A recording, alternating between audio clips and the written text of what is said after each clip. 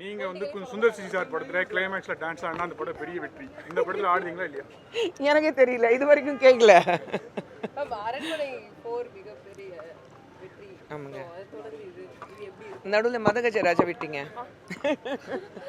இல்லை, இது வந்து ஐ திங்க் எல்லா கிரெடிட் வந்து யாருக்கும் போகாமல் சுந்தர் சருக்கு தான் போகணும். முழுக்க முழுக்க இந்த படத்துடைய வெற்றிக்கு பின்னாடி வந்து ஒரே ஒரு பேர் இருக்குது, அது Sundar C. It's a team work definitely. அந்த டீம் இல்லைன்னா இந்த வெற்றி பார்க்க முடியாது.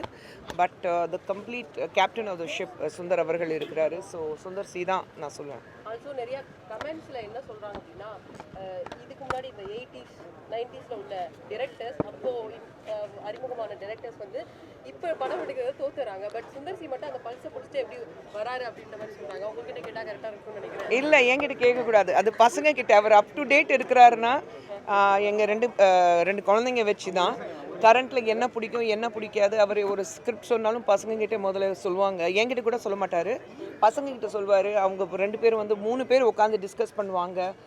ஏன்னா டிஃப்ரெண்ட் யங் மைண்ட்ஸ்க்கு என்ன வேணும் அது பண்ணுவார் அவர். So he is up to date. Current ட்ரெண்ட்லேயே பசங்களுக்கு என்ன பிடிக்கும், இப்போ இருக்கிறது இந்த ஜென்ரேஷனுக்கு என்ன பிடிக்கும். ஸோ அந்த ஐ திங்க் அந்த அப் டு டேட் இருக்க நிறைய படிப்பார். மெயின் வந்து நிறைய படங்கள் பார்ப்பார், நிறைய படிப்பார் அவர்.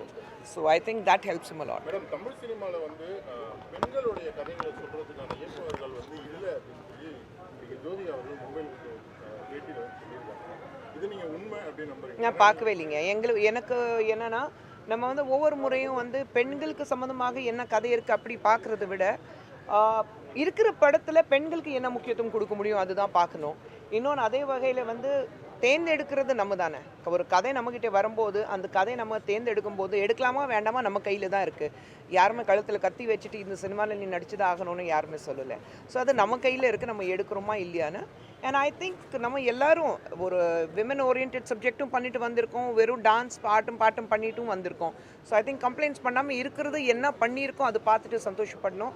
பட் நிச்சயமாக இப்போ வந்து காலம் மறுபடியும் மாறிட்டு வருது. இன்னொன்று வந்து ஓடிடி பிளாட்ஃபார்ம் இருக்கிறதுனால பெண்களுக்கான ஒரு ஸ்கிரிப்ட் ரெடி பண்ணுறதுக்கு வசதி நிறையாவே இருக்குது. இப்போ சுந்தர் சி சார் வடிவேலு கூட்டணியில் கேங்கஸ் வந்து படம் பார்த்துட்டீங்களா, எப்படி இருக்கு? சுந்தர் சி சார் எப்போ எனக்கு படம் காமிச்சிருக்காரு, ரெடி ஆனதுக்கப்புறம் தான் காமிப்பார். மேடம், எப்பவுமே ஒரு ஹீரோயினுக்கு வந்து பட்டம் கொடுத்து பெரிய விஷயம். ஆனால் நயன்தாரா மேடம் வந்து லேடி சூப்பர் ஸ்டார் கூப்பிட வேணாம்னு சொல்லியிருக்காங்க. நல்ல விஷயந்தான். ஏன்னா பேர் வச்சு தானே நம்ம வந்து ஒரு பேர் இருக்கும்போது இப்போ எல்லாருக்கும் தெரியும் நயன்தாரா, அது அப்படி தானே தெரியும். இப்போது எங்கள் காலத்தில் பட்டம் கொடுக்கணும் அப்படியெல்லாம் நாங்கள் யாருமே பார்த்ததே இல்லையே.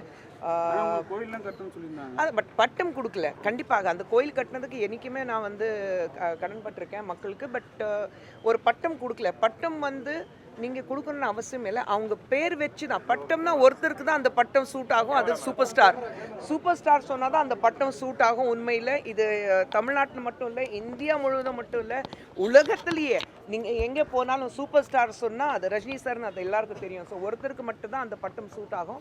மீது யாருக்குமே பட்டம் கொடுக்காம அவங்க பேர் வச்சு கூப்பிட்டு அது நல்லாயிருக்கும். அது நம்ம ஸ்டைல் தான். ஒரு பெரிய வந்து பட்டம் கொடுக்குறது நான் எப்போவுமே சொல்வேன். நம்ம வந்து அரசியல்வாதிகள் சொல்லும்போது ஒரு பொலிட்டீஷியன் அரசியல்வாதி அப்படி சொன்னாக்கா நமக்கு கேட்குறதுக்கு அழகாக இருக்குது. ஆனால் பேசிக்லி என்ன சொல்லுவோம், அரசியல்வாதி ஒரு பொலிட்டிஷியன் சொன்னாக்கா பப்ளிக் சர்வெண்ட். ஸோ அப்படி தான் நாங்கள் இருக்கோம்.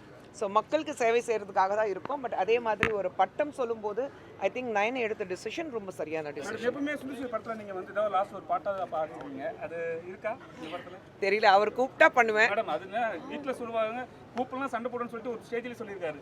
நாங்கள் அப்படி தான் 25 வருஷம் ஆச்சுங்க. நீங்கள் டான்ஸ் ஆடினா அப்படிங்களா? அது கொஞ்சம் அப்படியே பக்கத்தில் சுந்தர் சி சார் இருக்கார், அவர்கிட்ட சொல்லிடுங்க.